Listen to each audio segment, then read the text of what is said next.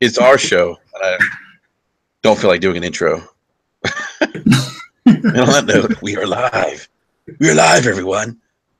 Hey, what's up, everyone? Welcome to another Basement Radio Arcade podcast. This is podcast number 90. Ooh, yeah. I don't know why I'm talking that voice. You sound like Val Venus from WWE back in the day. I know that. Hello, ladies. Hello, ladies. It's Val Venus. It's kind of a creepy voice. Yeah. It's like you don't want to, it's like coming from the bushes when you try to unlock your front door. Like, hello. It's like, oh. Hi. You don't want to hear that voice. My name is Val Venus. How are you? Jesus, man. Hey, E, man, have you had anyone sing the school song yet? Not yet, man. I tell you what, you smoke crack, don't you? I worry about our future. I told E, I told Zay on a text message, like, man, you come up there with a baseball bat and a megaphone.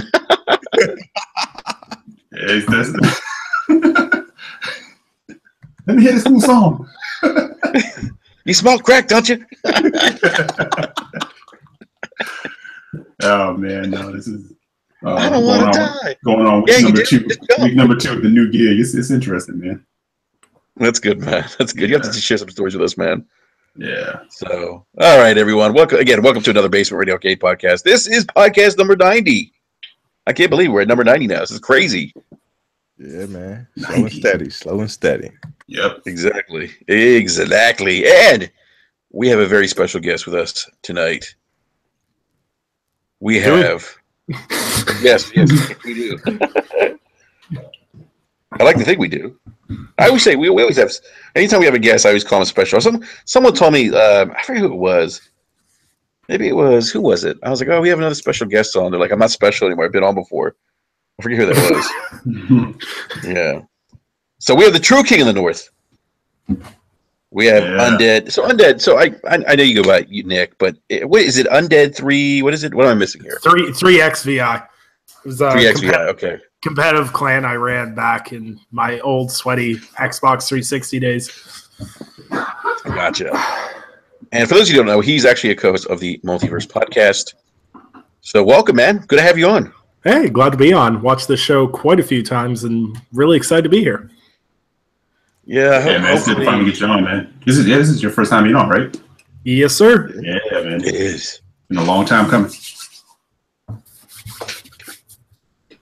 I'm going to talk like this all night.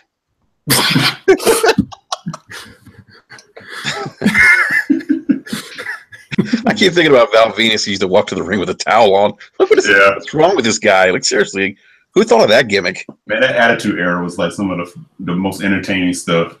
It was, man. It was. Yeah. Do you remember what his finishing move was?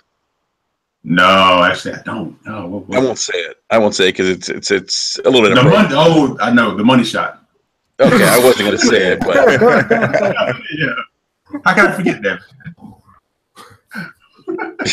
Yeah, that was definitely an interesting era. So, but Nick, yeah, man, welcome to Brat, man. We're excited to have you on, and we're going to talk some video games, and we're going to talk some Shannon Loftus because I know you received death threats. Oh man, that stuff up. It's fun, and it's Twitter is certainly an interesting social media space. I will say that much. Yes. Oh yeah, I mean we've had many conversations on this podcast about some of the things that go on Twitter, unfortunately. But on that note, you know what? Why don't we do this? Why don't we actually I want to give a big shout out to everyone in the live chat. What's up, everyone? Welcome to another Brab. J Street's in the house. B Money's in the house. Eric's in the house. I'm joking. One second, guys. My computer's been acting slow all night. I don't know what's going on, guys. So I apologize if you hear me like clicking. It's because I'm trying to pull something up. It's all good, man. As a point of reference, but anyhow, why don't we go to the Shannon Loftus thing, Nick? Since you received death threats about it, and it's something that so I did I did a Brap rant on, I think it was Saturday, if I'm not mistaken. Actually, I was solo for about, I don't know, 45 minutes or so. And then Jay Fonzarelli, good dude, hopped on and we were talking about it. And then John, Mr. Negative, joined us for a little bit. And we were just talking about Shannon Loftus calling out IGN's Ryan McCaffrey over the review of his review, I guess, or him telling people to pretty much, stay away from Super Lucky's Tale, which hasn't been reviewing well. I haven't played the game. Has anyone played the game? I have not played it yet. Yeah, I got a copy of it, but it's sitting in that download queue behind a bunch of other games that I need to play first. Gotcha. You put it on the back burner. Yes, sir. Yeah. So Shannon basically, and the tweet's since been removed. She more or less said something to the effect of like, "Hey, Ryan, appreciate the review. Yada yada yada. Basically, you shouldn't tell people not to buy the game." Something to that effect. And of course, that when an executive from the Xbox division comes out and says something like that to someone in the media, you can only imagine what the backlash was like. You can only imagine how that fueled the console wars narrative. Now, was he directly out there, like with a lemonade stand, like telling people, or standing in front of the building, like, peace out, don't go in, don't buy it, that type of thing? Or did he have to? I think, if I remember correctly, what was is someone was tweeting. I think the tweet was someone tweeted at him in regards to how the user scores for Super Lucky's Tale was a lot higher than the review scores from the industry. Mm-hmm. And he went on a tangent about how if you pre-order a game on Xbox, you can rate it without even playing it, and that certain people are going to rate it high no matter what, and that users blah blah blah blah blah about user scores and everything else. And he personally thought that the review scores were accurate, and that wasn't the greatest game. And then that whole thread developed from that point. That's from what I remember, but all that thread's been deleted, removed. Really? Disappeared. No, I don't have an issue with him telling people, look, I reviewed the game, or the review scores are accurate. Go to Metacritic. You probably don't want to spend your what is it, $30, $40, whatever the game is, on this game. Save your money. I don't have an issue with that, because to me, he's a game reviewer. That's what reviewers do. Mm-hmm. They offer you an opinion, they give you their thoughts. They make suggestions whether or not you should buy the game. Mm-hmm. I don't have an issue with that. And I did think, and I think, Nick, I think you and I agree with this, and Eric and B Money love to get your thoughts on this too. But I kind of thought that Shannon Loftus kind of overstepped her boundaries a little bit, because if she did have an issue with what he was saying, like, keep that in DM. Like, don't put him on blast like that, because all you're doing is fueling the fire. Adding gasoline to the fire, because that there's that whole, there's that perception out there that there's this grand media conspiracy against Microsoft, and that the media hates Xbox. So I was a little disappointed by that. I thought it was a tad bit unprofessional. Obviously there was the usual suspects out there kind of beating their chest saying, "Oh, well, good for Shannon, because she went out there and she stood up for Microsoft and for the consumer." No, she didn't. I don't think that's sticking up for the consumer.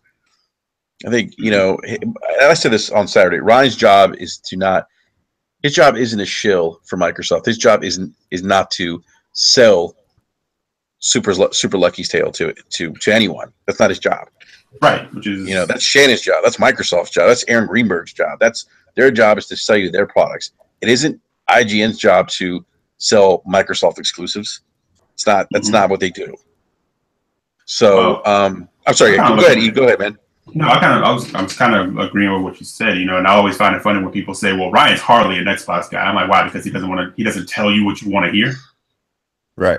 You know what I'm saying? And I always say, any of these dudes, any one of them that want to call him out or say he's hardly an Xbox dude, and if I was there, okay, if you were there, you'd be in the same position where you have to be objective, speak your mind, but at the same time, you're working for a corporation, and you're not going to just get in there and spout and make up shit about Xbox and tell people lies and make up what you want because you want Xbox, to be big, to hype up or whatever.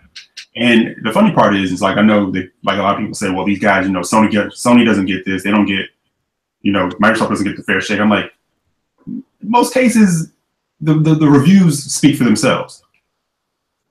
I mean, nobody sat there and hyped Knack 2 up. What are you talking about? I did. Game's amazing. I know Knack and Super Lucky's Tale kind of get compared, but Knack's review sat exactly where Knack's review probably should have sat. But again, at the end of the day, it's still up to you to decide whether you still want to rock with it and play it. But somebody like giving it an honest review or what their honest opinion of the game is shouldn't change that. But the fact is, it is what it is. Shannon is head of the first party studios at Microsoft. Right. Make better games. Facts. And that was my whole feeling about it. When I took a look at the whole situation, it was just like, I understand, her point. She represents Microsoft in the first party games, and this is part of that portfolio that she's rolling out. But like I mentioned before, if you just look at their recent releases over the past 2 to 3 years, a lot of them have been just shaky releases. They're average. The games are usually reviewed averagely or above average slightly. Nothing too spectacular from the first party besides their normal staples. The Gears, the Forza, the Halos. Yep. But beyond that, every other game has been mediocre or average. So she probably was a little bit defensive because that's the histories that we've seen. And, if you take a look at the user rating, a lot more users are rating the game higher than what the reviewers are. So she probably was trying to defend that. But at the end of the day, you can't do that publicly. She could have had a private conversation with them. Because anytime you do that publicly, you're opening yourself up for criticism from everyone who sees it. And that's exactly what happened. So this is a lesson learned for her. And I'm sure it's not something she'll do in the future or any other executive from a major gaming company. You can't really criticize what people think of your product. The whole reason that you put it out there is to get their opinion, so they can express that and share it with others. So sometimes you gotta hold that L and learn from your mistakes and improve on them.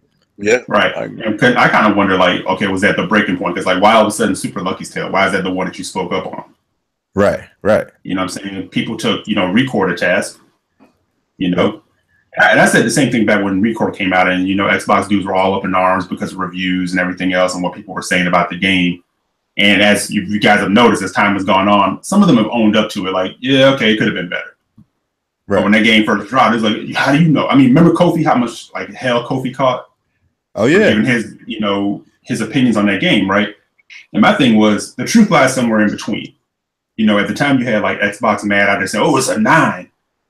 And then you had other jackass sites, who just wanted to be, trolls and say, oh, it's a 2 out of whatever. I said the truth lies in between. Right. Most reviews were in between 6 to 7.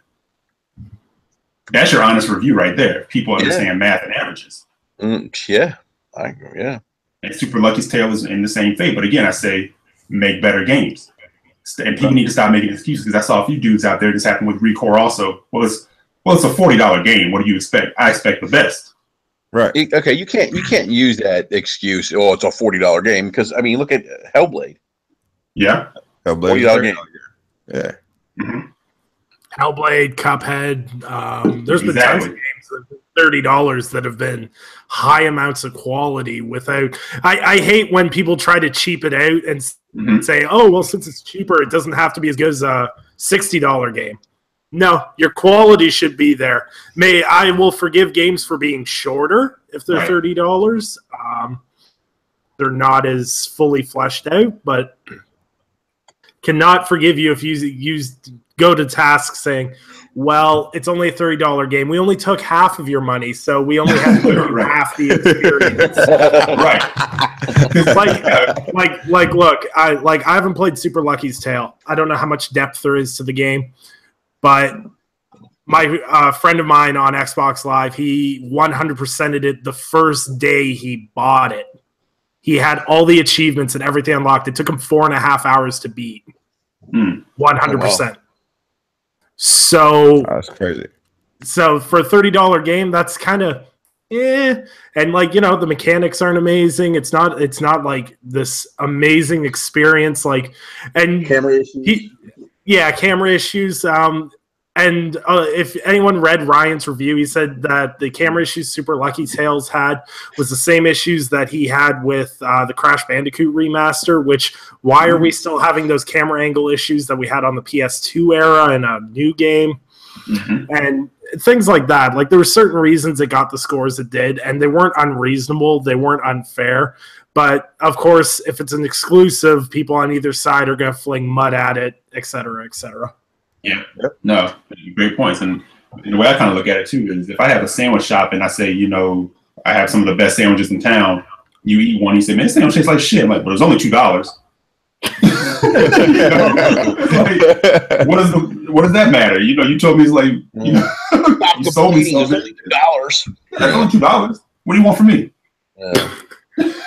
You know.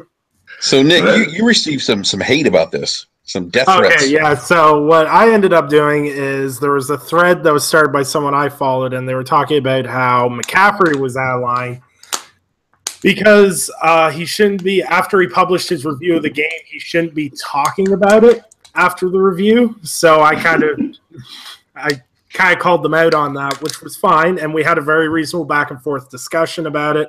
And I said that Shan Loftus was out of line, that should have been handled in a private manner, or it could have been handled a lot better. Like whether Xbox PR talked to IGN PR and went, look, come on, this is kind of over the top. Can you guys tone it down a bit? Can you know, check Ryan or whatever the case may be. And then I got a series, I'm going to say in about a 40-minute gap, I got 18 DMs from 7 different accounts, various threats. I wouldn't say death threats, but they were threats to get my account taken down and various things along those lines. It ended up, I went through Twitter support, and they managed to trace it back to all one person, and they banned that person, all the accounts that one person had, plus their main account as well. Lord, man. So, psycho. But it's just kind of the way that social media works. Like, if you post an opinion on social media, especially when it comes to Xbox versus PlayStation, et cetera, you're automatically going to have a group of people that automatically are going to agree with you, no matter if your opinion's wrong or right. Then you're automatically going to have another group of people that absolutely hate your opinion, no matter what. And all in all, at the end of the day, this situation got blown way out of proportion because you had people defending Shan Loftus, which is fine. They had the right to support Shan Loftus if they wanted to. That was their decision. But the people going after Ryan after the situation was just kind of sat there and was like, is this for real? We're getting this worked up about a $30 platformer not reviewing well? Really? It just goes too far. And with social media, people feel like there's no repercussions because that's the problem. Because Twitter is horrible at controlling its user base and blocking and deleting accounts and restricting accounts and everything else. So it kind of turns into a cesspool sometimes, especially when these issues evolve with people in power positions in IGN, Xbox, and etc. It just blows it way too far out. Yeah. Very unfortunate. And I said this on Saturday too, like, they just launched a console that week, right? And Yep. There's a trade in the background? It sounded like it. Yeah. I was like, well, wait a minute. I thought it was John like jumping in doing his pirate impersonation. I said this on Saturday. Like, I'm like, look, you just launched a brand new console, right? why even come out and just act like that? Like, your focus should not be on what Ryan's saying. Your focus should be on getting the best content possible on your platform, and that's it. Like, it just blew my mind. Like, it just Super Lucky was the the straw that broke the camel's back this year.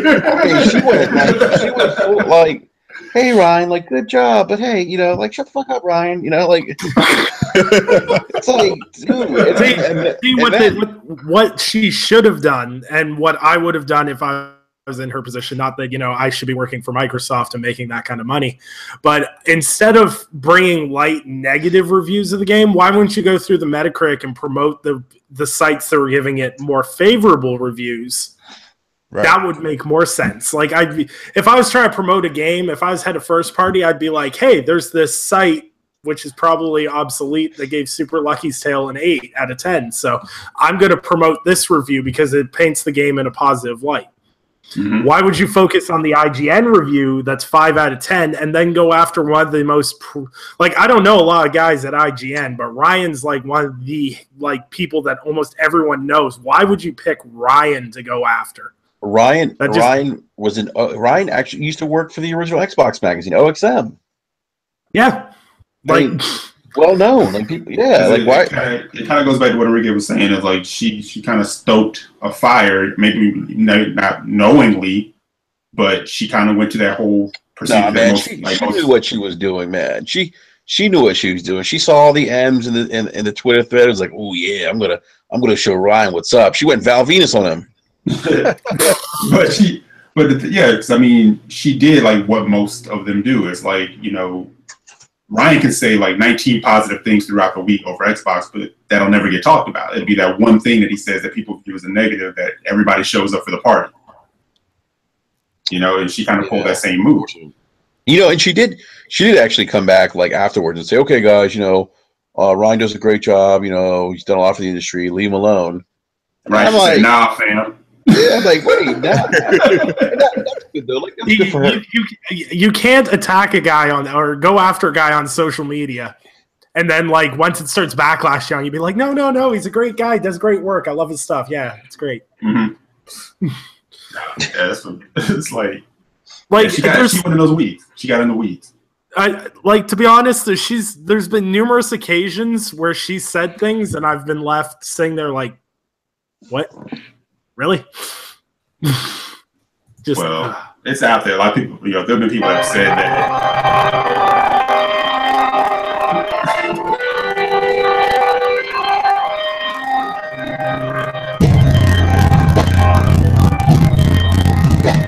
What is this? I swear it's just like the stars aligned before you, Rhea. And here now on a Wednesday night, I must say you've come so very far. But there are those such as your adversaries, the fanboys, who have toiled for this as well. They know that with our corporate shilling comes great opportunity. It could be yours instead. Now, show the fanboys that the neutrals are superior. I love that part about corporate chilling. That's what it feels like. That feels like wrestling too. Like you're in the middle of monologue, and in the middle is like the music starts. Yeah, when the wrestler comes out. Yeah. Pop from the crowd. What's going on, John? What's up, John? What up? Oh, can you hear us? Yeah. Hey, can you guys hear me? Ooh, you're botting, man. My body? Hold on. Let me drop. I'll be right back. Yep. All right. So yeah, Nick, I know we were talking about it on DM. I was like, oh, what other things has she said? And I forgot about the Gamescom thing, and I was just like, man, they just need to tell her to be quiet. I'm telling you, if I was Phil on Saturday, I'd be like, look, lady, we just launched a console. Look, lady. Is that better? Oh, that's much better. Yeah. Awesome. All right. I hope I wasn't botting for the intro. I couldn't tell. I couldn't tell if you were. I hope not. You might have been. She might have gotten that email, man. Yeah, she might have got a little hush email. Yeah. Look, the only person on the Xbox team that should be allowed to go around and say whatever outrageous things he wants to is Aaron Greenberg, because that's literally his job. Yeah. Is to sit there and just be like, Nelson. Yeah, those guys, their job is literally to go out there and be like, Xbox is amazing. Only buy Xboxes. Xbox is awesome. Like, that's literally their job. Well, I would have sent her a nice little email, like really, like what the fuck? Like, We're sending you right to HR. Yeah. I can't remember where I heard it. I think over the weekend somebody. John, you're right there. It sounds like you're fighting someone. Go ahead, Eve. I'm trying to remember where I heard it. I don't know if maybe it was you guys on Saturday or someone that said, maybe she was kind of being that way because maybe she's feeling a little bit of heat.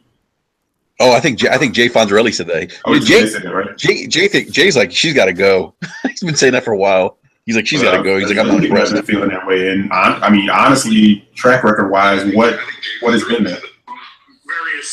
Yeah, that's what I was talking about on Tick on Saturday. It's like, you know what I mean? Just look at the past couple of years, you know what I mean? Yeah. If you look at what the future holds, we've been talking about the same franchises, you know what I mean? Yeah. That have State of Decay on 360, Crackdown 3, which was on 360. Sea of Thieves is the newest franchise that's coming from Rare. Mm-hmm. What other games? Yeah, like the debacle of Crackdown 3 right now. Yeah. You know what I mean? Like, I just feel like she doesn't have the pulse of the Xbox fan right now. And yes, she does. That she's making is. I mean, she does. We all want Zoo Tycoon. Come on, man. Okay, no. See, the thing that absolutely cemented her in my head as someone who had no idea what her fan base wanted was when everyone remember when Phantom Dust was announced? Yes. Yeah. And she was like, and people were like, "Oh, are you guys gonna up-res it or like remaster it?" No, we're just releasing it the way it is. I forgot about it. It's just like everybody was like, "Wait, what?" Everyone's like, "Wait, what?" And she's like, "I can't remember what the resolution was. It was like 480p or 720p." And people are like, "So it's gonna be 720p?" And she's like, "I think it looks amazing in 720p." I'm like, "Girl, listen." It's like, homegirl, your whole thing this year is about a beast of a machine that's coming. You're talking about, a 720p game. That's what I'm saying. Like they just launched the Xbox One X, which I think is a great console, by the way, guys. I'm actually really impressed with it. But it's like, why even like go down this rabbit hole? Like you just, why? You just launched probably your best product in a long time, and you seem to kind of be turning things around. Like, why even go down this rabbit hole? Yeah, just mind blowing. From jump, it feels like that. It feels like everybody in that company is freelance. Yeah, nobody emails, nobody talks. There's no meetings. Everyone's kind of just doing whatever they want. I feel like it's so disjointed. Like if you follow Phil Spencer, then follow Aaron Greenberg, then follow Ybarra, and then follow Shannon Loftus, and try to coordinate anything between all four of those people. Mm-hmm. You're just like, what? No. Really? Yeah. It's like five different companies. There we go. Hopefully, no, because even down to like the shows, from E3. Hold on real quick. John, can you hear us? I can hear you now. No, sorry, I had to. Oh, perfect. That's much better. You guys sounded like a bunch of robots fucking. I think it was weird. Oh God. I don't even know what that sounds like. You don't want to know what it sounds like. Anyway, what's up? Yes, I do, John. Tell me. Oh Jesus, don't do that. What's going on, guys? Just tell me right now. I'm actually playing. Stop it. Okay, that's enough. Jesus. Show me the beanie. Sorry, man. I actually can't show you the beanie right now. I'm actually playing Final Fantasy 15 Comrades. Hey, John, I want to know when SDG is going to do a Game of the Year, like a true video game award show. That's what we need. I don't think you're ready. I don't think you're ready for that. I don't think I'm ready for that. We are going to do a Game of the Year thing at some points. Probably in December, I guess, after I've had some time with games like Xenoblade Chronicles 2 and stuff like that. But we are going to do it. I'm sure it'll probably piss a lot of people off, but that's fine. Something tells me that PUBG is not going to be one of your Game of the Year nominees. Well, I haven't played a whole lot of it. I played a lot more Fortnite than I have PUBG, but I mean, Fortnite's not going to be one of my Game of the Year nominees either. It's fine. It's fun. But and it's certainly popular, but to me, popularity does not equal good or impactful. I get that, like, maybe impactful a little bit because it's going to shape the ways a lot of multiplayer games are structured going forward. But again, to me, that's not what Game of the Year means to me. I mean, there's a category for most impactful games, and I'm not sure why we're not having that conversation. There are so many other games I think that are far more deserving of a Game of the Year nomination, like Hellblade, or Resident Evil 7, or Mario plus Rabbids Kingdom Battle, or What Remains of Edith Finch. There are a lot of games that I don't think are getting their proper due. So, but then again, that's just my opinion. Yeah, no, I hear you, man. I think a lot of people would agree with that. John, do you have any thoughts? I know we talked about the whole Shannon Loftus thing. You joined us on Saturday night. I know we kind of talked about this then. Any additional thoughts on Loftus and the whole Ryan can't even fucking talk. Ryan McCaffrey thing? I mean, not really, other than, Ryan McCaffrey he's a reviewer, and he has every right to like a game or not like a game, or to tell you to play one game or play another game, and executives need to stat of it. And if they don't like it, then you know what? You should probably find a different industry, because it's not going to get any better. I mean, it's like being in the movie industry. You're going to get good reviews and you're going to get bad reviews. And if you got to have thick skin. Not everybody's going to like your product, and that's just the bottom line. And I think that doing that, openly confronting a reviewer like that, especially if you're a corporate executive, I don't care who you work for, sets a bad precedent. And it's just and you saw what happened to Ryan McCaffrey's mentions. I mean, I was talking to him in DMs, and he logged off Twitter for a few days because he was getting it so hard. I mean, other IGN employees had to step in. We're fucking adults. We don't do that. Come on. Yeah, it's not a good look for the community. Not at all. Definitely not. Not at all. And there's already enough of that bullshit going around. We don't need any more. No, we don't. Let's get to the Game of the Awards, since we're talking about PUBG. So the nominees came out for this year's Game Awards, and PUBG's up there for Game of the Year nominee. And I don't know. How do you guys feel about this? I mean, John, I know you said it's going to have a big impact on how the multiplayer games are made moving forward, but the game's not even finished though. Yeah, it's in beta, which is that's another reason I'm like, Game of the Year. The game, it's not done. Yeah, that's the issue that I have. Not that it's like people are like, oh, well, you don't like it because it's a multiplayer only game and it's got one player mode. I'm like, no, it's not why. It's because it's not finished. And I'm like, so is this going to be the trend now? If a game is in beta and it sells like 30 million copies in beta, that now it's up for Game of the Year? And it's going to get some games that are really good, by the way, like Legend of Zelda Breath of the Wild, Super Mario Odyssey, Persona 5, which is a really good game. I really enjoyed it. Horizon Zero Dawn. I don't know. I'm personally, I'm not a fan of PUBG being in the Game of the Year category, and I think it's going to win it too. I really do. I think. No, I don't. You don't think it's going to win? No. It's no. I mean, dude, this is a year when you've got both a mainline Mario and a Zelda game. It's going to be one of those two. I hope so. I hope it's one of the two. I hope it's one of the two. I mean, in my opinion, it's Super Mario Odyssey is the most deserving, because that is probably the best game I've played this year.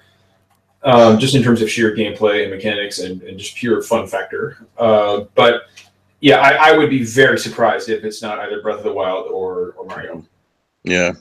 Nick, sorry, go ahead, man. Go ahead. Yeah, I was just saying, Nick, what do you think, man? What are your thoughts?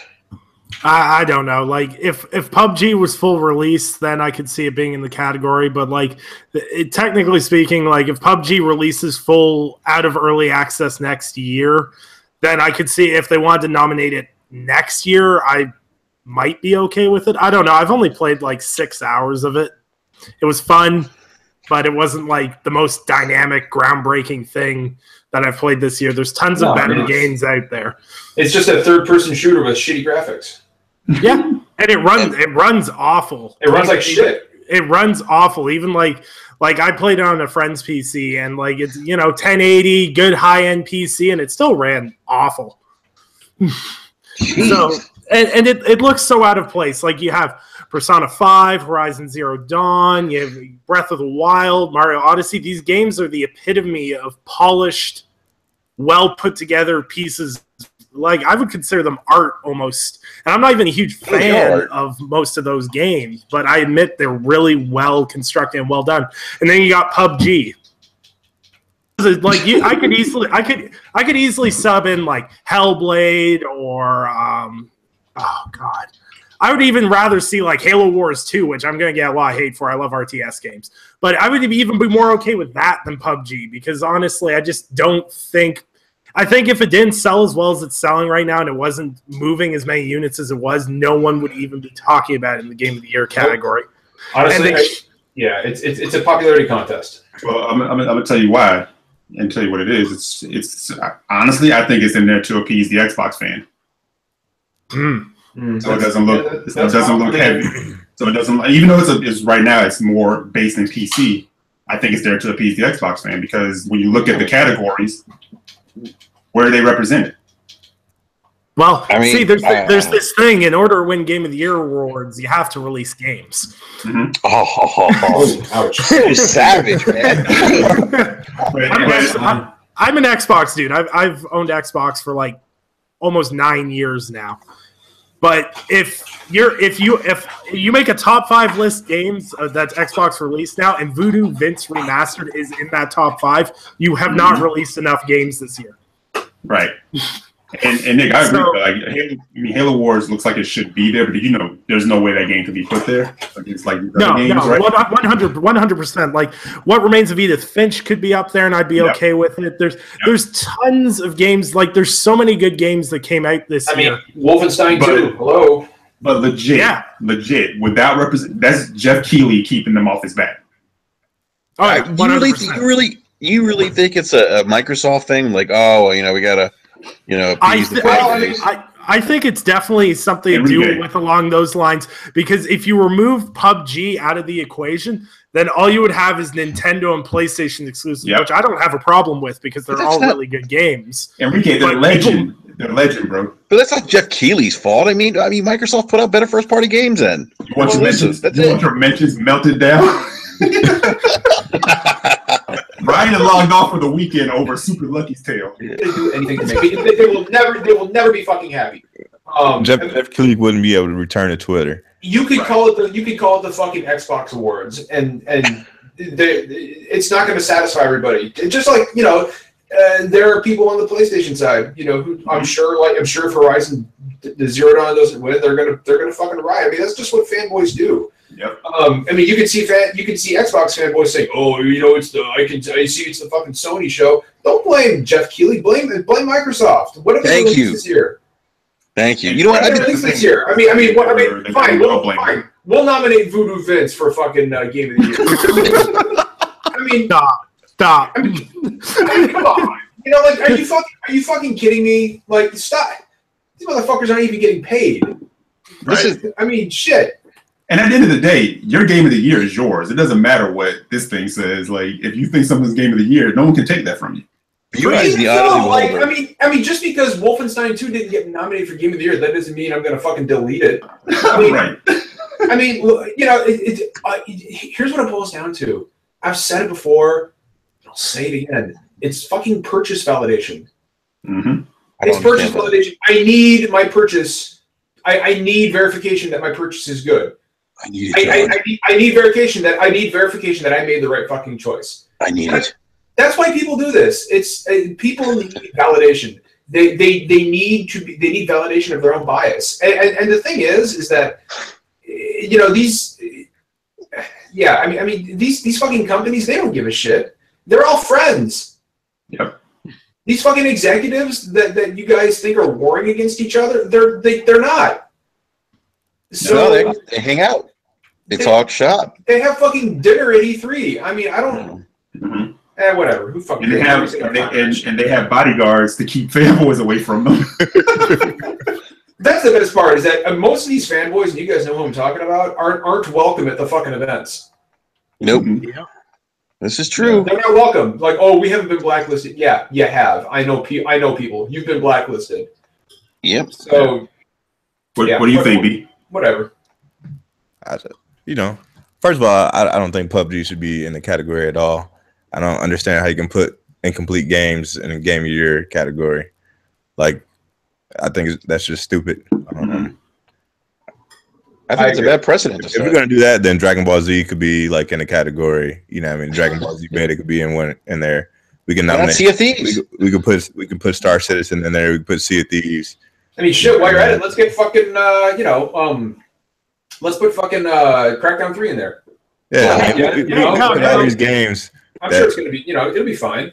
What Right. we need a new category. We need Beta of the Year. That's what we need. Yeah, Beta of the Year. Yeah, Beta. most anticipated game.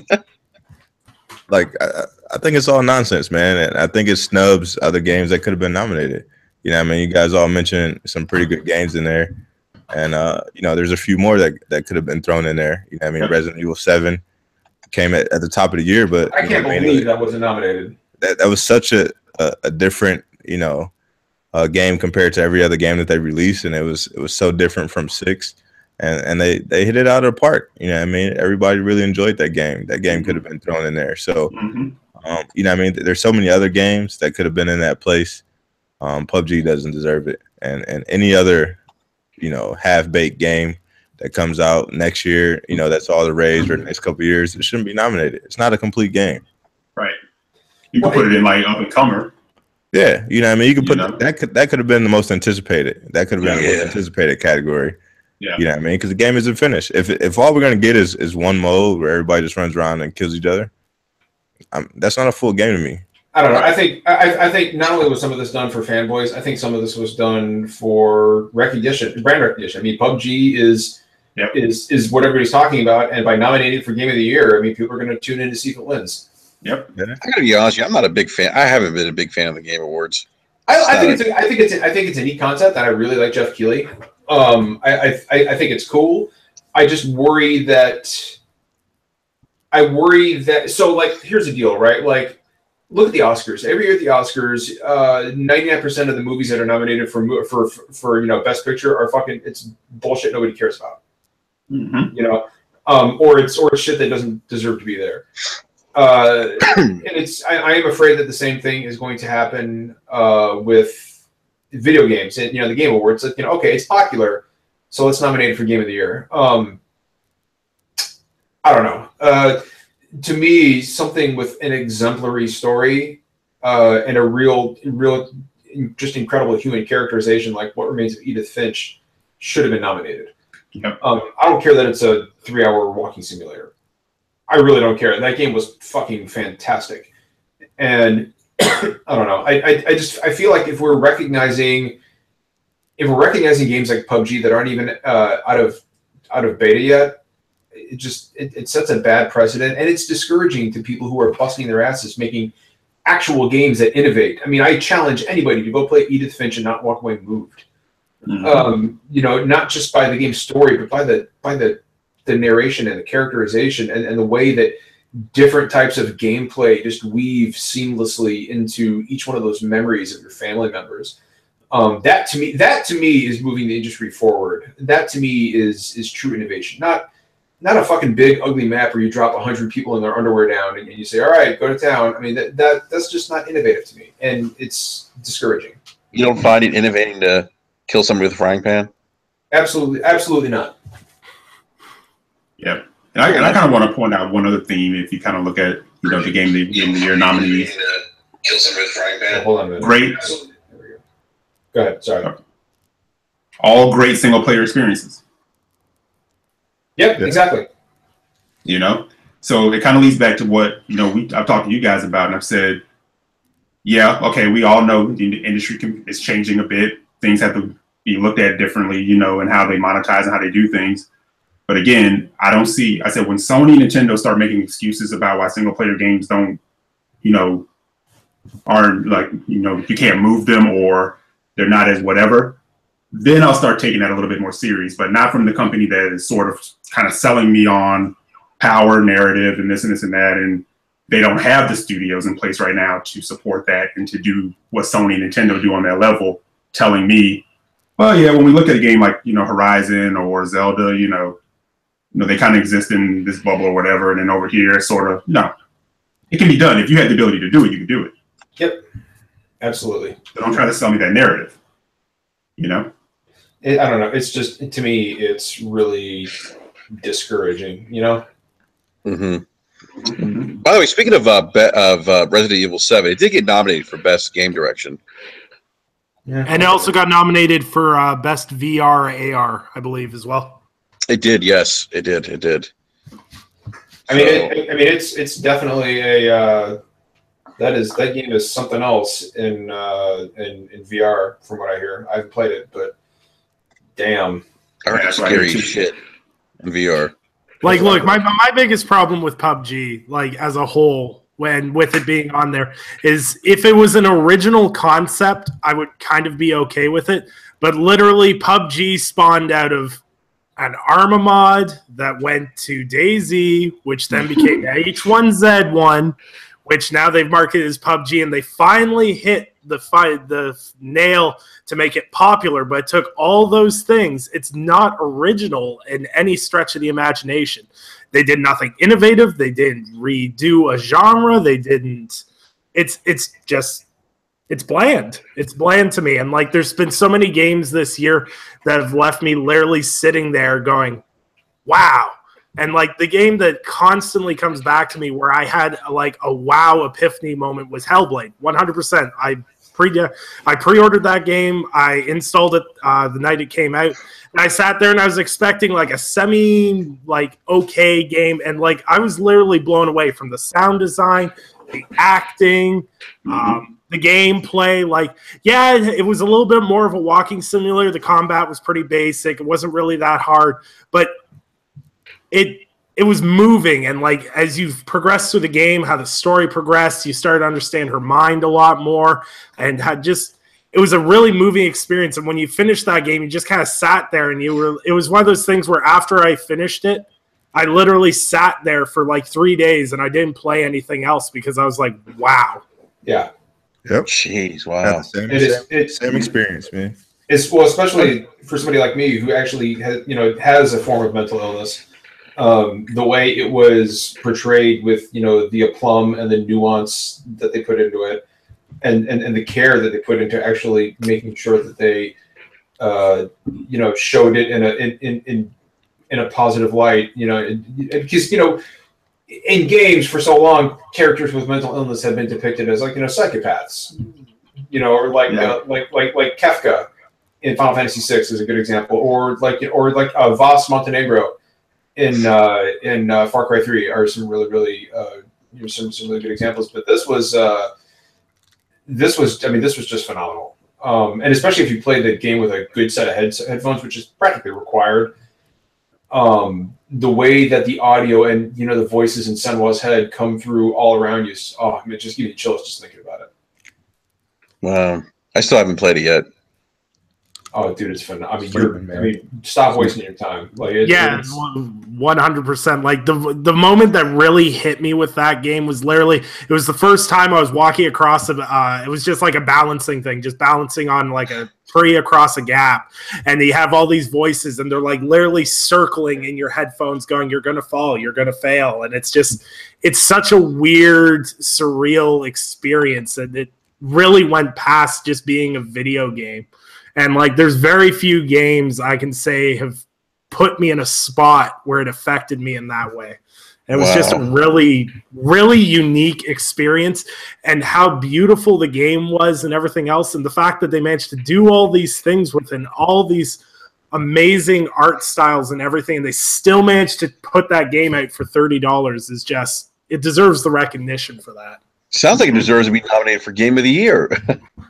What an idea. I know. I mean, I think you just said like no other video games made me feel like that, or I forget what you exactly said, Nick. But whatever you said kind of just like hit me. I'm like, whoa, wait a minute. Like it didn't feel like a video game. Like it took you to like a completely different level. It gave you just this great experience that you've never experienced. Yeah, and I mean, that's worthy of Game of the Year, because it did something that most games couldn't do. Exactly. And like John said, if you suffer from any form of like mental illness or whatever, like I've dealt with bipolar disorder my whole life. And if you have a mental illness and you play this game, it really hits you in a whole different spot. And it's just I can't even explain. I can't even put it into words, really. Wow. Yeah, it was just a good experience, just from jump. The fact that they were able to deliver, because like B and I talked about that, or that was like one of our most anticipated games coming into the year, from years prior or whatever, and the fact that they delivered on it for $30. We were just talking about earlier how, people give games that are garbage passes because of their price. Well, and that is a model that I would love to see going forward. This is an independently published AAA. Everything about this game screams AAA production. It does. Screams it from the visuals. Voice. Let's just talk about the visuals. The visuals in this game are some of the best I've seen, not just this year, but this generation.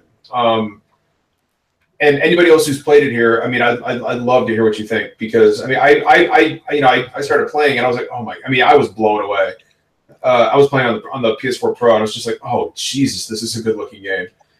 And the soundtrack, let's talk about the soundtrack too, like that thumping, Norse, especially like, you guys who have played it will know and finished it, you'll know what I'm talking about. There's a scene near the end of the game where you're crossing a giant bridge when you're about to go into hell. And there, and these undead, Viking warriors are starting to appear, and there's this it almost sounds like a Viking Hall song with this chest pumping music come on, and they're like taunting you to come down the bridge. I was just like, oh my god, dude, it was just sublime, just fucking great, good stuff. Wow, and that's crazy. That's like you said, it's a low budget game. Was it $40? Yeah, $30. Yeah, that's right. Okay, wow, and it's actually sold well. I think I forgot how many copies they sold. Yeah, they'll make their investment back. When all is said and done, and I would love to see this game come to Xbox so people who don't have a PS4 can experience it. Oh God, what a good game! Nice. It's an easy platinum too.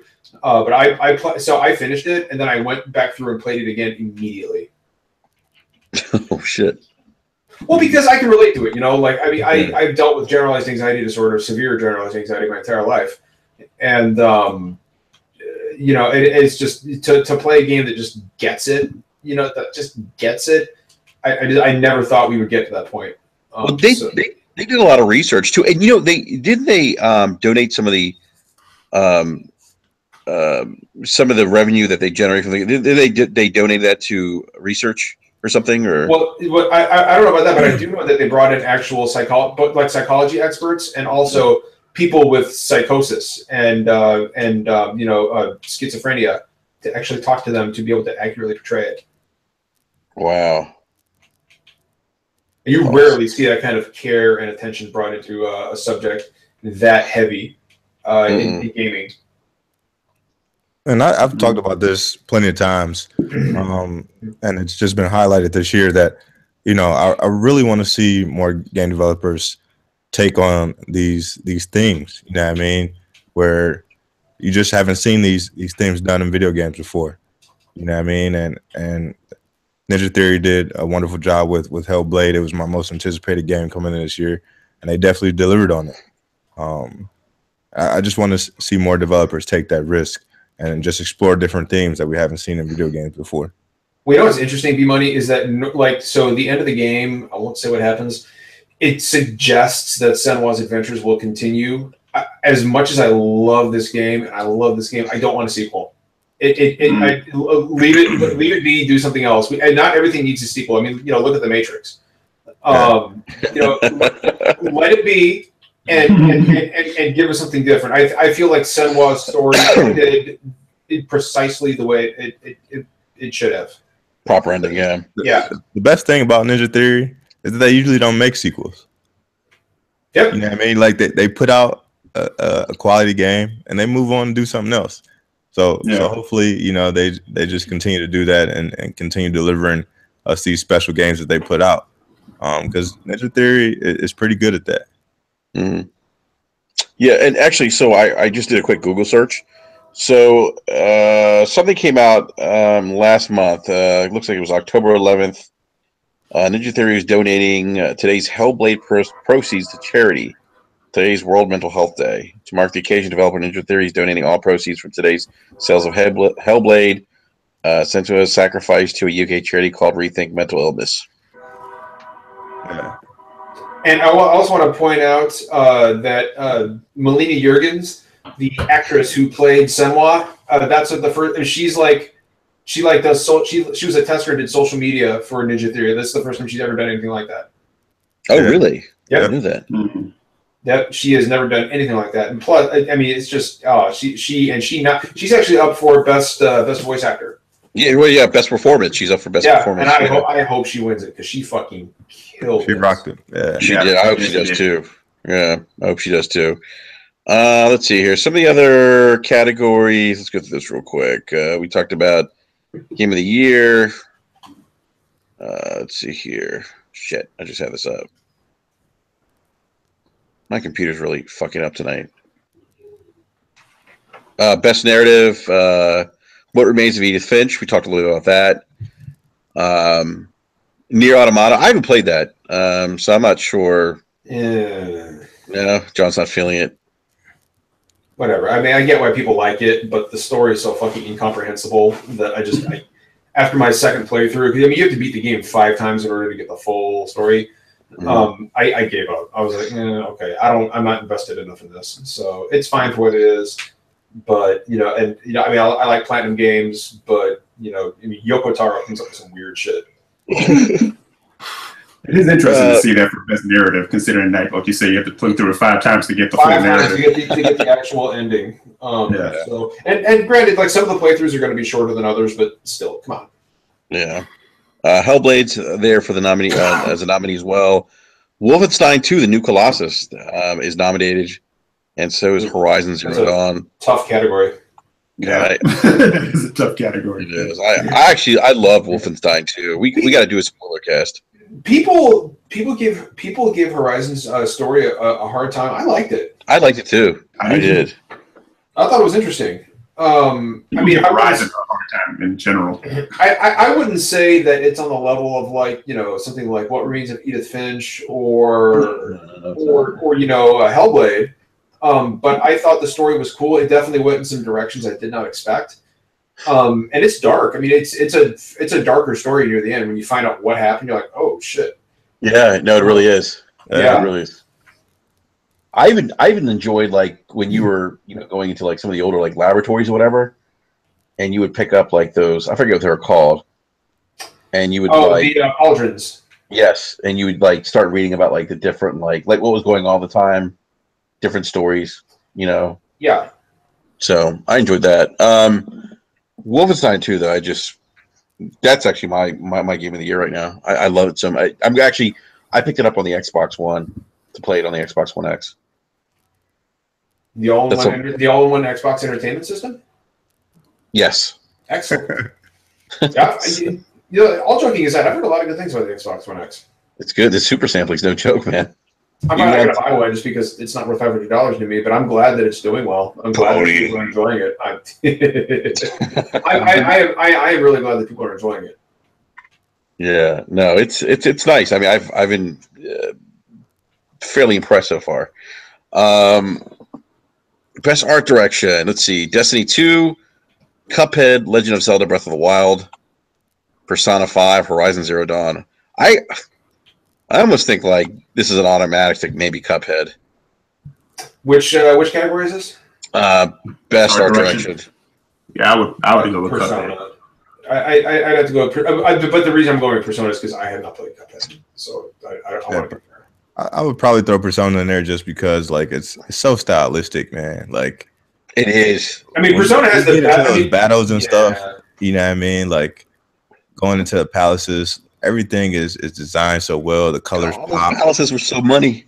You know I mean, I've got my issues with the game being money, but I mean that game also has the best menus in the business. Yeah. So it really does. Persona games are long too. But is Persona 5 too long? It is too long. Yep. Yeah. It could have been trimmed down to about 50 hours. 40 to 50 hours. Not to spoil anything, you get to a point. At least I got to a point with the game where I was like, I should be done by now. Why is this ever going to fucking end? Exactly. I was like, okay, now this is just dragging out for the sake of dragging out. Like, you had me, but now it's like, okay, I'm ready to go. Like, why are those games like that though? Why are they so long like that? Well, like, you know, it depends on the game. Like, I love Final Fantasy 15, and you know, with all the post game shit and all the side stuff, I had like 132 hours in the game. Mm-hmm. You know, but the thing is like those 132 hours, I was doing stuff. Like, there are large swaths, and I love JRPGs. You guys know that, but there are large swaths of Persona 5 where you're not doing anything but conversing with people, and for some people that's fine. I just like, you know, after like 30 to 45 minutes of just talking, I'm like, okay, I'm ready to do something, you know, like, yeah. All right, let's see. That's kind of the only, I haven't played through Persona 5 yet. That's kind of like the only thing that's kept me from it because I just don't have the time right now to do that with so many other games, and there are so many other good games like that you could put 130 hours in easily. Yep. Easily. Yep. I'm in the same spot. I'm like, I'm working 6 days a week. I've got 2 kids. I'm like, I get about 10 hours a week. So in like 4 months, I'll have this game beat. Perfect. Yeah, that's definitely my biggest struggle too, man. Especially with as many JRPGs that I have, it's tough to pick one and try to stick to it because you know they take so long to beat, and with limited time, it's, you know, I want those shorter experiences just so I can get in and get out and move on. Exactly. That's kind of the kick that I've been on more recently. You know, those shorter experiences, because I went from Horizon Zero Dawn to Persona 5. Yeah. And I was just like, after that, I was telling Eric, I was like, man, I'm done. I can't game. I need a break. Yeah, see, I actually have to rebuy Horizon Zero Dawn because I bought it when it came out, but I made the mistake. I beat Assassin's Creed Syndicate, Mafia 3, and I can't remember what the other open world game was I beat at the time. And then I tried to play Horizon Zero Dawn, and I didn't like it, but I'm starting to think it was because I was so burnt out on open world games that I just needed a break. That makes sense. I mean, fatigue is real, man. It is. I jumped into, actually no, I didn't stop gaming completely. I jumped into Rise, Son of Rome, and I thought it was the best game ever. Oh Jesus! I'm telling you, it was the second time that I played, but you know what? It was for me because I didn't have to think about anything. I could just press a couple buttons. You know, it was just simple and entertaining. Yeah, I get a lot of flack for it, but I play a lot of really short indies, mainly because I really enjoy indie games. But like, I'll break up after I do a really long game. I'll play like 3 or 4 like short indies just to be like, okay, I'm good, and then I'll start another one, trying to have a good like spacing on the games. Yeah. Why do you get flack for playing indies? Oh, I get flack for playing indies because I'm one of those guys that'll buy a $3 indie on the store just to try it out, and I'll beat it the whole way through, and people are like, oh, you're just doing that to boost your trophy or your gamer score, and I'm like, no, I actually like some of these games. That's the dumbest shit I've ever heard in my life. We know by now people love labeling. Like I post my game completions on Twitter, and like I posted, I think it was Planet of the Eyes or whatever. It was like a 2-hour platform where you play this cute little robot. It was fun. I posted, and someone's like, "Oh, that must be fun. 2-hour game. Way to waste your life." I'm like, what? The way the life was reading whatever you just wrote to me, jackass. Yeah, exactly, right? People are stupid, man. I don't know.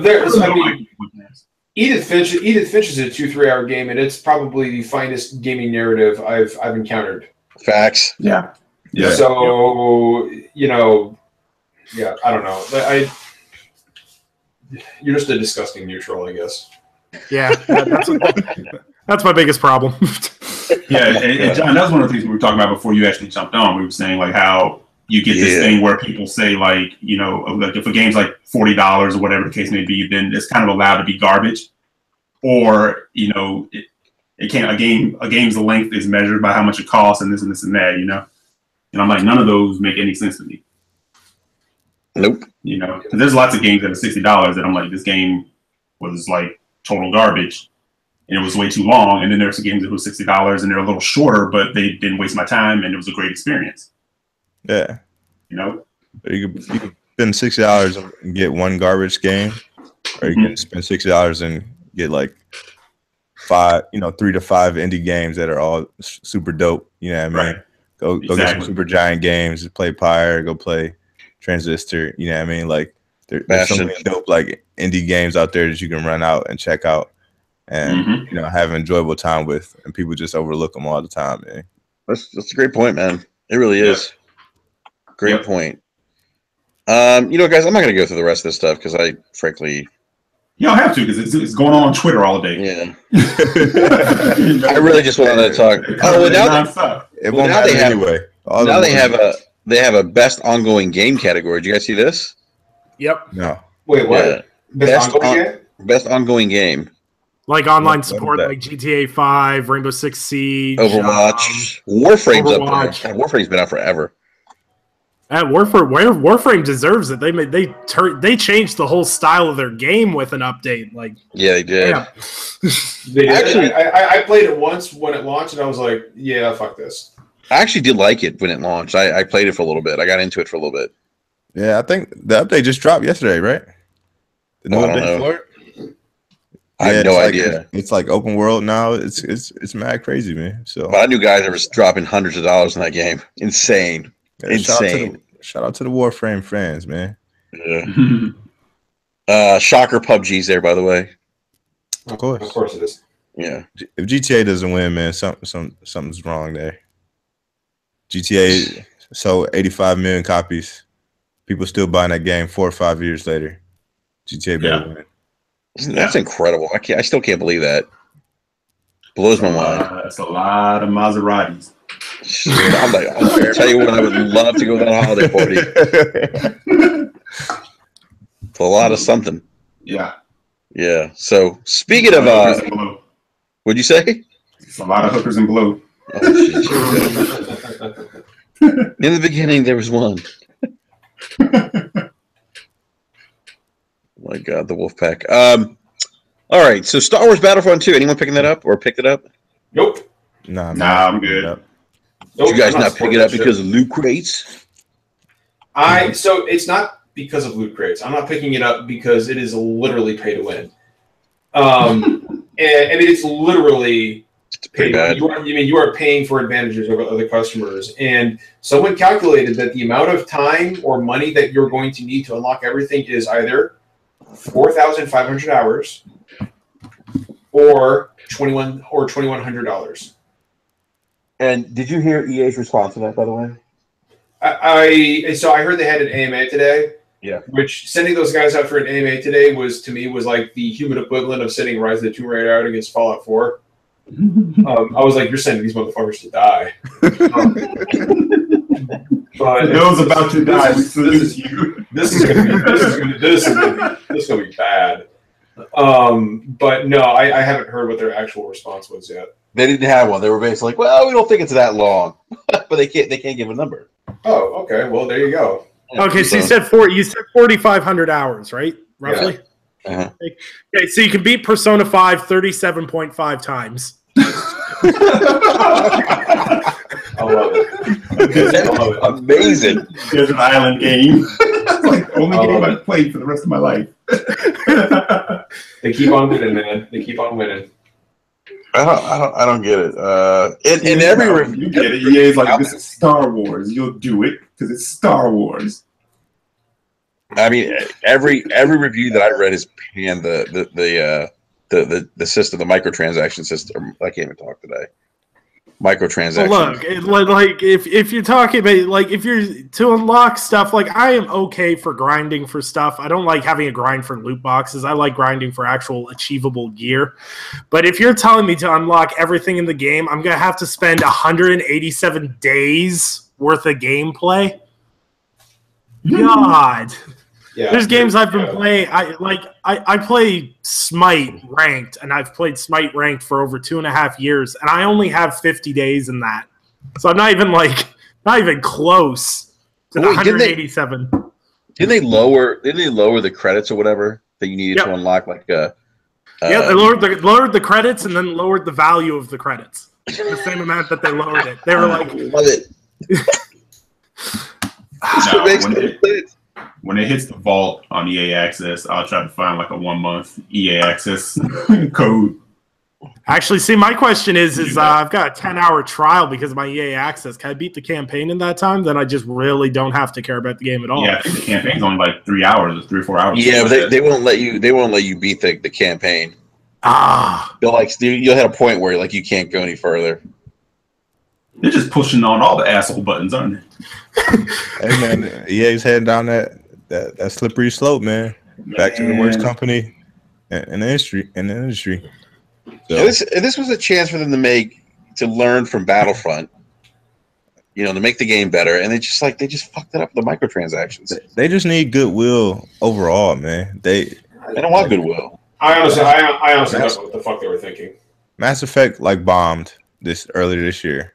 They closed Visceral, only to buy Respawn, and now this. You know what I mean? Like EA's been fucking up. Can you imagine what the microtransactions are going to be like for Anthem B? It makes me not even want to fucking look forward to the game, man. Yeah. Like, look, 6 months ago, before all the microtransaction stuff came out about Star Wars Battlefront 2, EA came out and was like, look, going forward with our games, no more seasons passes. And everyone's like, oh, look, EA's turned over a new leaf. No, we're just putting loot boxes in. Fuck your season pass, but you got loot boxes. And here's the thing, like, it's very noble that we're sitting here and that nobody's supporting it. But the game is still going to sell fucking gangbusters. It's not going to matter. Well, everyone. The mass market, they're going to get Star Wars fever. Yeah, that's because Joe Q Consumer, who is a casual gamer, not like us, he doesn't give a shit about any of this. He just wants to play Star Wars. Yeah, there's a bunch of people right now leaving Walmart with it. Yeah. And then when Star Wars, hell yeah! I want to play some Star Wars. I love Star Wars. Wait, so why are you speaking that accent, man? Walmart. Okay. Somebody said Walmart, so who said Walmart? Yeah, I was gonna say there's that. I live in Canada, and even all our Walmart customers up here sound like that. So figure that out. Harry, get in the car. Star Wars Battlefront 2 just came out on the Xbox One. What's up, man? Why can't I play as Darth Vader? I gotta unlock some shit. Fuck it, let's just pay. Who's got that kind of time? That is what EA. That's what EA is counting on right there.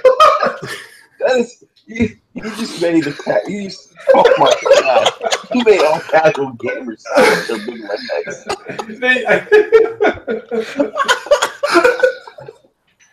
Jesus!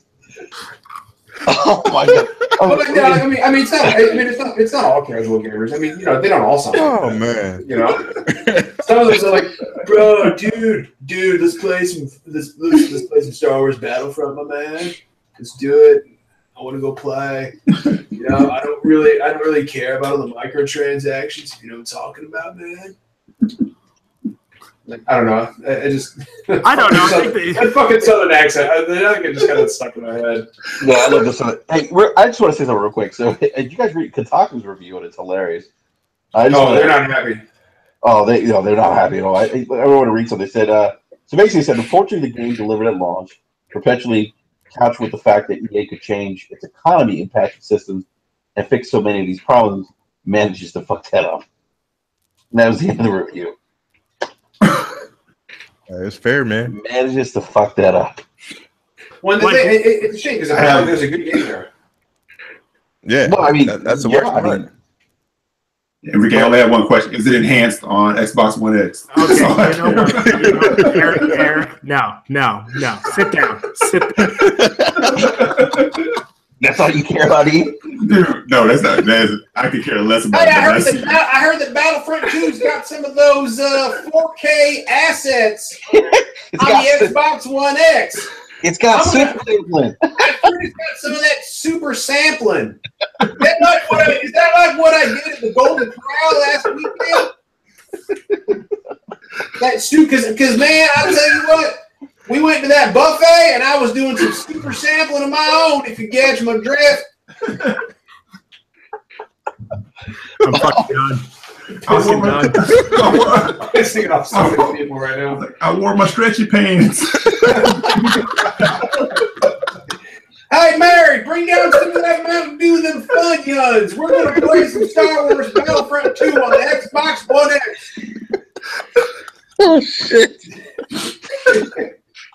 Oh, man, I don't know that, man. I'll tell you what. I don't know nothing about these 4K textures, but man, I'll tell you what. Some of these rocks sure do look pretty. So mission accomplished, I guess. Pretty good stuff. Oh my god. Oh, man. Like, look, if I ran EA, like Star Wars consumers are one of the. I'm not going to say stupid because it's not fair. No, say it. I'm a Star Wars consumer, and Star Wars consumers are dumb. Okay, Star Wars consumers are dumb. Like, literally, they made The Force Awakens. They literally just changed the characters and gave you fucking Star Wars 4, and people are like, this is amazing! So, literally, like, you want to make more money off of Star Wars consumers? Sell Yoda as an $80 character pack. Boom. You know what? Don't even joke, because an $80 Yoda pack would sell. I know. Man, it sure would. I really want to play that little green fella in my ears, man. I want to do that.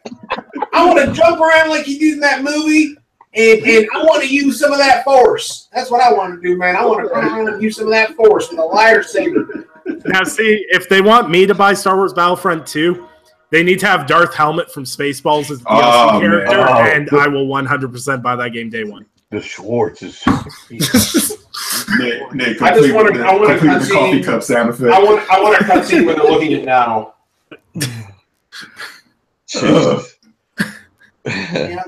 I'll tell you what, man. Battlefront 2.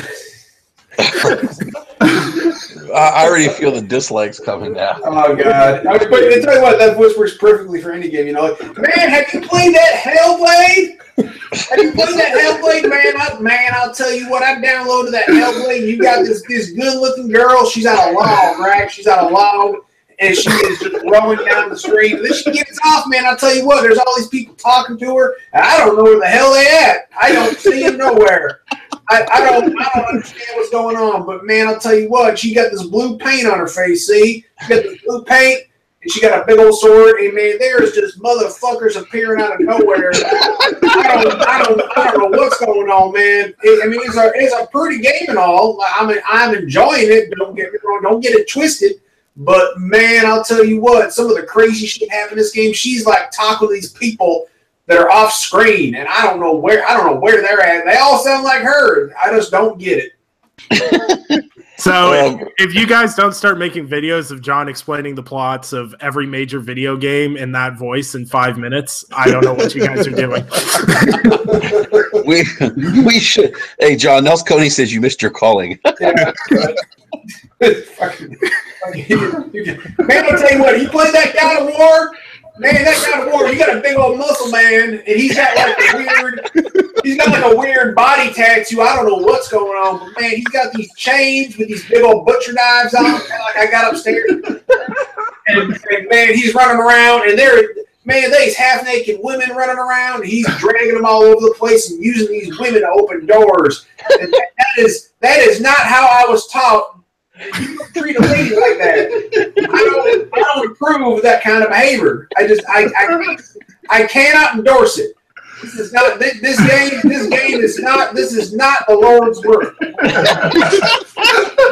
But I'll tell you what though, it's real pretty. It's real pretty, and it's good too because it promotes a non-pagan stance. I'm a Christian man. I was raised a Christian man, and I don't like any of this pagan stuff. So you're running around and killing all these what do you call them? The Zeus. I don't know if it's like the Roman gods or whatever that crazy weird. But he's throwing thunder around. You got to kill him, man. I didn't know what I think about that game, man. Like, all I'm thinking about is a naked woman being used to open doors. That's so rude. I just don't. Oh my god. Oh, God, dude. So John, Matty Beast in the live chat says you need to start doing game reviews using his voice. Nels Cody says we need to make a new channel with this, and he's serious. Not a bad idea, actually. No, man. Oh, my God. Man, I'll tell you what, man. Have you played that Final Fantasy 15? Have you played this? Man, I'll tell you what. So you're a boy band, right? You're playing as a boy band, and everybody's got these weird fairy powers. Like, start your sword around, and like you're zipping from one place, and you're zipping fucking over to the next, and it's hard to keep track of, you know. But basically, I think you're all boyfriends. I don't know what's going on. But you know, you're like royalty, and your dad's a king, and he died, and you know, I don't really feel like I have a connection to my father in this game because you don't really know him. I didn't really know my dad either, so you know, I guess I can kind of relate to that. He left when I was young. But you know, so I mean, like I finished it, you know, and there's, you know, I don't know, it's real confusing. Maybe I just don't have the mental faculties that needed to appreciate something like this. But basically, the story is you got this ring, right, and you're trying to find your girlfriend, which is weird because, you know, I was assuming that, you know, these guys were all dating. You know, I don't know if she's his sister or what, but I got the impression that he was a little light in the loafers. If you follow, if you follow my meaning here, but you find her and you know something bad happens to her. You know, I wasn't really paying attention at this point. I kind of tuning out. And but you know, at the end of the game, I think everybody dies, and then like the sun comes up, and I'm like, well, shit, it's breakfast time. So you know, hey, that's cool, I guess. You know, Final Fantasy 15, I give it a yeah, whatever. It's good. For whatever reason, you always crave a cup of noodles. man, I tell you what, yeah, man, they're promoting that Japanese food in there. It's weird, you know, like, yeah, you know, it's good. You know, I don't know why they couldn't have done like some NASCAR stuff. You know, I'm like, you know, because you're driving a car around the whole game, you know, and I like that. And woo, boy, let me tell you about that Cindy. Oh my goodness gracious! Like that right there is the best part of the game. You know, like that was the best part. She, you know, like it was weird because, you know, because she reminds me of my cousin who she's really attracted to. You know, but and so I felt a little weird, you know, kind of, you know, looking at Cindy with my male gaze and you know, just kind of drinking that in. But man, I'll tell you what, that right there, like I would spend like, I don't know, 5 hours at a time just sitting in the garage and just like with that part of the game on pause. And man, I'll tell you what, like now I have her on my phone. She's right here. She's wallpaper on the phone right here. And I got her on the background of my PlayStation. I mean my Xbox One. I don't want you guys to think I don't support American. I meant to say my Xbox One. I got her on the wallpaper there, and I got some kitchen magnets on there as well. And I made my cousin dress up as her, not because I think she's cute, All I'm saying is I appreciate what do you call that cosplay. I appreciate that. And I think she looked great. You know what? I'm gonna stop talking now about that. Oh my god! So Chicken Spaghetti Live Chat says, "I'm from the South. This is what we sound like, but I never noticed it until now. It just sounds normal to me." Matty B says intro music by Ted Nugent. All right, I'm gonna do. I think we should do one more. Somebody pick a game. Pick a game. I really think we got something here. Somebody pick a game. Why don't we let our guest this evening pick a game? There we go. Has John played Wolfenstein? I was going to say, has John played Wolfenstein 2? I need to hear a thousand response. I'm feeling nauseous. I finished it. So Wolfenstein 2, right? All right. Oh, this could get really bad. Okay. Wolfenstein 2. I'm trying to keep my bearing while I'm doing this. Man, I'll tell you what, I really love those first-person shooters. They're a lot of fun, and I played Doom. And that's the game where you go into, I don't know, you're running around hell, you got a big old shotgun, you're killing fucking, I just imagine them as Democrats, but you're just you're running around killing these things. And so I really thought that I should branch out and I should try something else. So I picked up Wolfenstein or Stein or Wolfenstein. I don't know what it's called. Let me look. Wolfenstein 2. It's the second one. I never played the first one because I just don't care about none of that. But I picked up Wolfenstein 2 and I started playing it. And man, I'll tell you what, this guy BJ, this guy BJ, he's really angry because I guess the Nazis won World War II, which is weird because I know that's not the way it really happened. So I don't know what happened there. I think maybe the people who made the game got it wrong. And that's my first problem with the game. Like if you're gonna make a game about World War II, get it right. The Allies won. The United States of America won, and Britain won, and yeah, I get it. We had to team up with communists to do it, and that's fine. But we gave what for over the next 30, 40 years or so. But like right off the bat, the game is wrong. Like that is not how history went, and I don't think that whoever made the game knows fucking diddly squat about how actual history went. So like the whole game I played, I'm weird because I'm like, well, this isn't really how it happened. Like it's just not how it happened. But anyway, I'm playing as BJ. BJ. Playing as BJ. I'm running around and I'm thinking to myself, man, like you got these Ku Klux Klan guys in there, and let's face it, I'm from the South. I was born and raised there.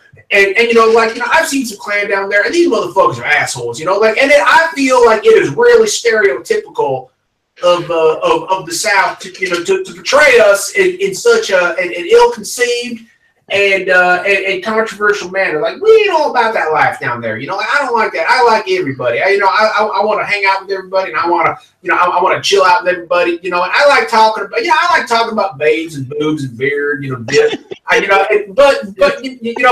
One thing I did think Wolfenstein 2. One thing I did think Wolfenstein 2 was missing was a NASCAR tie-in. Again, I think it was a big missed opportunity in Final Fantasy 15. And I think that it's a big missed opportunity here because I don't fucking tell you. I think that NASCAR should be in everything. I feel like Forza is another good example. Like why just make it a NASCAR game? Make it like fucking NASCAR 7. Fuck the Forza 7. That's like European shit. I get it. It's cool, whatever. But I want to play American. I want to play American because I like to support America. These colors don't run. They don't ever fucking run. So why don't we? Wolfenstein's great. Final Fantasy 15 is great. Forza's great. But why don't we have like America's Steam 2? Why can't we have America's Steam 2? Where like the Allies won, and all you're doing at that point is going around kicking people's fucking asses. Like that's what that game should be. It's just America's Stein 2. And even more America, you could have some DLC where you're running around, you're fucking killing communists and Democrats and shit. You do that. America's Steam 2. That's what I'm. I'm gonna make that game. America's Steam 2, starring me, and I'm gonna. My name ain't gonna be BJ. I can tell you that right now. but I don't trump with anything like that. But yeah, America's that's my review of Wolfenstein 2. It's not American enough, and they got history wrong. And so, yeah, it should be America's Steam 2. Anyway, I hope y'all enjoyed my review. All right. Oh, Jesus. Hey, Dels Cody says, he says we should have this as a segment every week. If you Southerner plays video games. I could be the gaming Southerner. That's what I could do. Yeah, I like that. That's a really good idea. Oh, John, I'm just waiting for your wife to come down and be like, what is going on? Oh, she's upstairs doing what I told her to do, the dishes. Oh my God! And you know what? That's fine. She's upstairs doing her thing. Whatever. I'm just down here playing this weird Final Fantasy game. Oh my God! I'm in tears. I think I'm playing as a hipster. I don't know what this is. Oh my God! Oh my God! I'm in tears. Oh, it's so good. All right. I'm pretty fucking laughing about that. I'm fucking laughing about that. No, this all day tomorrow. Seriously, People are saying this should be a segment. Oh my goodness. Hillbilly Orville reviews games. Oh my god, it's hilarious. Oh my god, that's great. We're gonna have to fine tune this. We're gonna have to fine tune this. I could even do like I don't know, like a game of the year thing. You could. Yeah, like America's Steam 2. Oh my goodness. America's Steam. All right, so on that note, gentlemen, we're gonna go ahead and wrap up this evening's podcast. I want to give a big thank you to Nick from the Multiverse Podcast for joining us this evening. Nick, man, it's a pleasure having you on, man. Thanks for having me on. It was a great time. Yeah, definitely. Yeah, absolutely. Definitely having you on. Yeah, absolutely. We'll have to definitely have to get you back on again, man. You're always welcome to join us here on BRAP. And why don't you go ahead and plug Multiverse? Yeah, so if anyone wants to catch Multiverse Show, we're on Mondays at, God damn it, what time is it? 8 o'clock. I'm usually just waking up after sleeping all day. So, so Multiverse Show, 8 o'clock on Mondays. You can find me, Anchorman V2, Mike P. Truth, and James Wilson, and occasionally Fame Entertainment. And we talk games, comics, movies, whatever. It's a good time. Awesome. Definitely check him out. It's a great podcast. Fame is hilarious, by the way. He cracks me up. Man, we have to keep our show PG. When we go off the air, it goes sideways every time. Every time. Funny. All right. So, man, we'll have to get you back on again and talk some video games. So it was a pleasure, man. Thank you again. And John, always a pleasure, man. You know what? I want to say one more thing. Can I say one more thing? I want to say one more thing. I was looking at my I was looking at my PlayStation dashboard. I didn't really have a choice. Somebody gave me this thing. I didn't go out and buy it.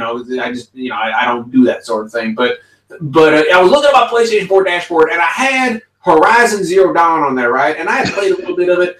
And man, I gotta tell you, like that game is some weird shit right there, right? Like first of all, you're playing as a woman, which is weird, because I'm a dude. I don't want to play as a woman. Just because, like I don't know, like that's just it's weird to me, like I'm a guy. I ain't got no problem with it, but I'm a guy, so like I can't really. I'm a man. I'm a man's man, like so I can't really relate. But you're running around and there's dinosaurs out there, right? Like, well, for one thing, everybody's dressed like Indians, which is weird, because there ain't no such thing as that anymore. But like there's like dinosaurs running around, which is weird enough because they all went extinct like 1,000 years ago. There have been a dinosaur for like 1,000 years, I think it is. But they're all robots, and that don't make no sense because like. I don't know, like when I think of robots, I think of like my iPhone, like my iPhone talking at me, like I'm going down the road and I'm like, hey Siri, where's the Taco Bell? I can never remember where Taco Bell is, and she's all like, well, Billy, you got to go down this road and that road. So that's what I think of when I think of a robot. Like I don't think of like a dinosaur, and certainly not like a dinosaur robot. I don't consider that historically accurate. Because back then they didn't have robots, like they did not have the cavemen did not have the ability to create such a creature. So I don't think that it's like Wolfenstein 2. Like it's historically inaccurate, and I don't appreciate it. And you know what else? Like I was raised to believe that there's no such thing as evolution. And I refuse to believe that a dinosaur could one day become a robot. I don't. That is not how this works. I don't know. Like I think you should leave dinosaurs in the past. Like I don't know if Jurassic Park is real or not. I don't know how accurate that is. But I can tell you right now, there ain't no robot dinosaurs in Jurassic Park, and I have seen that movie like 1 million times. And yeah, like it's been like 100 years since there've been any dinosaurs or some shit like that, and I don't like it. Oh my god! That game has no historical accuracy whatsoever. Oh my god! I want to get that off my chest. John, yeah, we got it. You need to do reviews like this, man. You really do. Oh Jesus! Oh man! Catch us every Thursday night at p.m. Eastern Standard Time at Superform Gamescast. Jesus. Oh my God, B Money and Eric, man, always a pleasure. B, why don't you go plug Tick, man? Yeah, man, come check us out this Saturday at 10 p.m. Eastern Standard Time. Talking all the latest, greatest Xbox news, man. Definitely check out the network. Multiverses on there on Mondays. I can't remember the rest of the schedule. For some reason, just went by my head. I know Double XP is on Wednesdays. There's so many crazy shows, but just hit us up at Iron Lords on Sunday. Yeah, Iron Lords on Sundays. Those are my guys over there. So just hit us up on YouTube / Tick_podcast, and you'll be able to check out everything on the network. Sweet, awesome, man. And we should we're trying to get Chicken Spaghetti to come on the show. Man, we need chicken, man. Chicken gotta come through, man. Well, we got to do this before the 23rd, because the 23rd is the official I think kickoff date for our holiday giveaway of the PlayStation 4 console, compliments of Mr. Chicken Spaghetti. So we'll have some details about that coming up either this weekend or early next week, and I'm just trying to figure out time for him to come on and talk about the contest and kind of his why he wanted to do this for the community. So he's a good dude, supports the podcast, just a great guy. And we'll have some details coming up soon. So just keep an eye out for that. I'll tweet some of that information out the next couple of days or so. On that note, we're going to head and wrap up the podcast. Big shout out to everyone in the live chat. Thank you for stopping by and hanging out with us. Yes, thank you very much. Appreciate that. Oh my God. Jeez. All right. Oh, hey, Enrique, do you mind if I close the podcast out? Can I say goodbye to everybody? Yeah, go ahead. Hey, listen up. Seriously, from the bottom, like in the little cockles of my heart, I really appreciate everybody coming out and listening to us talk about video game boxes. That is really awesome that y'all do that. I am new to the hobby. I ain't never done this before, but I'm on my probation and I am not allowed to go within 100 yards of a Walmart. So I had to figure something out, and so this is how I plan on spending my time. So I'm going to get me some games. Probably not from Walmart because I'm not allowed in there no more. But I'm going to do it. You know what? I'm going to do it. I'm going to tell you guys whether or not these games are worth your hard-earned money. So please look forward to that in the future. And Enrique, you got a real good thing going on here, man. You probably need more NASCAR references, I think, on this podcast. But other than that, man, it's real good. It's real good. So I just want to say goodnight to everybody. And boy, am I keeping everybody too late? Am I talking too much? All right, I'm gonna cut it off here. And I'm going to go. I'm gonna go look at my phone wallpaper because that's where I got Cindy on there. All right, everyone. So we'll be back next. Actually, I don't know if we'll be back next Wednesday. We might be off next week because it's Thanksgiving. Yeah, it's Thanksgiving, man. You got to spend it with your family, man. That's the way the Lord intended it. That's the way America intended it. That's the way. Jesus. All right. Those pilgrims didn't die for nothing, Enrique. All right, so we'll we may go live early in the week. I don't know yet, or we may take the week off. But big shout out to everyone again in the live chat. Hey, remember to hit that like button and subscribe as well. And you should subscribe because we're giving away a free PlayStation 4 for the holidays for one of our lucky subscribers. So remember to do that. So, gentlemen, always a pleasure.